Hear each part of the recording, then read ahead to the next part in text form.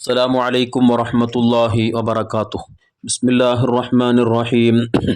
الحمد لله رب العالمين. اللهم صل وسلم وبارك على رسولك وحبيبك سيدنا محمد وعلى آله وأصحاب سيدنا ومولانا محمد. എല്ലാ ദിവസവും അള്ളാഹു പൊരുത്തപ്പെടുന്ന മാർഗത്തിൽ അവൻ സ്വീകരിക്കുന്ന രൂപത്തിൽ ഇഖ്ലാസോടെ ആത്മാർത്ഥതയോടുകൂടെ ധർമ്മം ചെയ്യാൻ സാധിച്ചാൽ അള്ളാഹുവിൻ്റെ മലായികത്തിൻ്റെ പ്രാർത്ഥന നമുക്ക് ലഭിക്കും.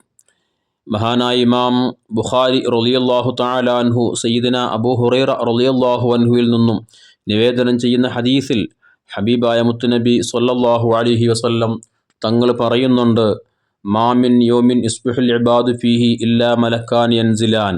എല്ലാ ദിവസവും അള്ളാഹുവിൻ്റെ രണ്ട് മലക്കുകൾ ഇറങ്ങി വരും. ഏതൊരു അടിമയും നേരം പുലരുമ്പോൾ ആ മലായികത്തിൻ്റെ സാന്നിധ്യം അവർക്ക് അനുഭവിക്കാൻ സാധിക്കും. ആ രണ്ട് മലക്കുകൾ ഇറങ്ങി വന്നുകൊണ്ട് ഫയഖൂലു അഹദുഹുമാ, രണ്ടിലൊരു മലക്ക് പറയും, അല്ലാഹുമ്മ അഅതി മുൻഫിക്കൻ ഖലഫ, ചെലവഴിക്കുന്ന ആളുകൾക്ക്, ധർമ്മം ചെയ്യുന്ന ആളുകൾക്ക്, ദാനധർമ്മങ്ങൾ ചെയ്യുന്ന ആളുകൾക്ക് നീ ധാരാളമായി നൽകണേ അല്ലാഹ്, അവർക്ക് നൽകിയതിൻ്റെ പകരം അവർക്ക് നീ നൽകണമേ അല്ലാഹ്. അതുപോലെ തന്നെ മറ്റേ മലക്ക് പറയുന്നു, അല്ലാഹുമ്മ അഅതി മുംസിക്കൻ തലഫ, ചെലവഴിക്കാതെ പിടിച്ചു വെക്കുന്നവനക്ക്, പിശുക്കത്തരം കാണിക്കുന്നവനക്ക് നഷ്ടം നൽകണമേ എന്ന് മറ്റേ മലക്കും പ്രാർത്ഥിക്കുമെന്ന് ഹബീബ് സ്വല്ലല്ലാഹു അലൈഹി വസല്ലമ തങ്ങൾ പഠിപ്പിച്ചതായി ഇമാം ബുഖാരി റളിയല്ലാഹു തആല അൻഹു ഉദ്ധരിക്കുന്നുണ്ട്.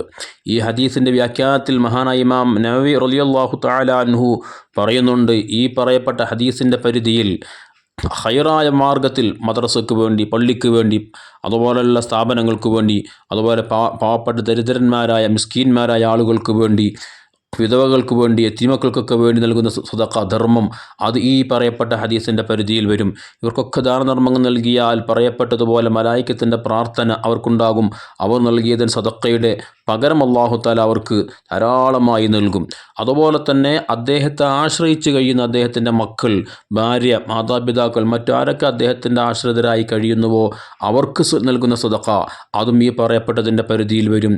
വീട്ടിൽ വിരുന്നുകാർ വന്നു, അവർക്ക് നൽകിയ സദഖ അതിൻ്റെ പ്രതിഫലം, അതുപോലെ തന്നെ നാട്ടിൽ പാവപ്പെട്ട ദരിദ്രന്മാരാകുന്ന ആളുകൾ, അയൽവാസികൾ, ബന്ധപ്പെട്ടവർ, ഇവർക്കൊക്കെ നൽകുന്ന സദഖ അതൊക്കെ ഈ പറയപ്പെട്ട ഈ ഹദീസിൻ്റെ പരിധിയിൽ വരികയും മലായികത്തിൻ്റെ പ്രാർത്ഥന അവർക്കൊക്കെ സദഖ ചെയ്താൽ അല്ലാഹു തആല അദ്ദേഹത്തിന് നൽകുമെന്ന് ഇമാം നവവി റളിയല്ലാഹു തആല അൻഹു വിശദീകരിക്കുന്നുണ്ട്. എന്നാൽ ഈ പറയപ്പെട്ട ആളുകൾക്കൊന്നും നൽകാതെ അദ്ദേഹത്തിന് നൽകി കിട്ടിയ ധനം, അദ്ദേഹത്തിൻ്റെ സമ്പത്ത് അതിങ്ങനെ പിശുക്കത്തരം കാണിച്ച് പിടിച്ചു വെക്കുന്ന ആളുകൾ, അവർക്ക് അള്ളാഹുവിൻ്റെ ഭാഗത്തുനിന്ന് ബറക്കത്തുണ്ടാകുകയില്ല എന്ന് മാത്രമല്ല, മലായികത്തിൻ്റെ പ്രാർത്ഥന അവർക്ക് ഇനി നഷ്ടം നൽകണമെന്ന്.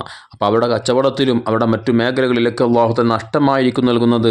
കാരണം അവർ അള്ളാഹു നൽകിയ ധനം ഹൈറായ വഴിയിൽ ചെലവഴിക്കാൻ മടി കാണിക്കുന്നവരായതുകൊണ്ട് തന്നെ അള്ളാഹു അവരുടെ ജീവിതത്തിൽ ബറക്കത്ത് കൊടുക്കുന്നില്ല.